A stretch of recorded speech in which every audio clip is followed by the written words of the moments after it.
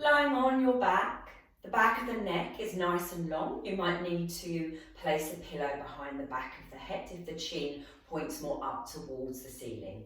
The arms are just softly a little away from the sides of the body. Feet on the floor, knees directly pointing upwards. The feet are about hip width apart. Just softly drop the knees down to one side, back to the centre, dropping them to the other side. So this should be feel a really easeful movement. When the legs drop over to one side, if you feel more tension on the lower back, you can always tuck the tailbone, the pubic bone under. This will just open the lower back a little more.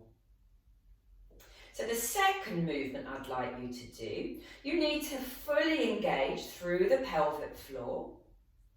So that's a drawing up. You're going to pick one foot up from the floor, stacking the knee above the hip and the ankles in line with the knee at a 90-degree angle.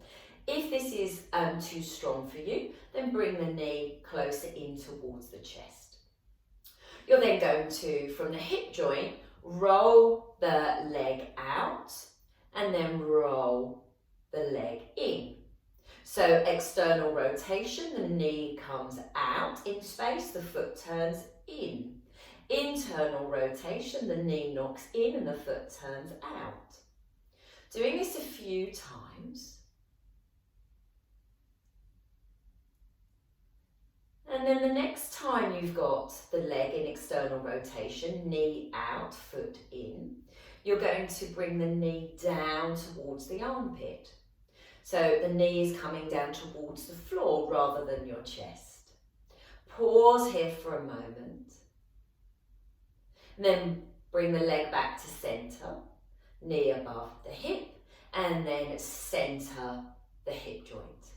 Roll the leg in, internal rotation. Roll the leg out from the hip joint, external rotation. Draw the knee down, pause for a few breaths. Bring the knee above the hip, re-centre that thigh bone, and then repeat.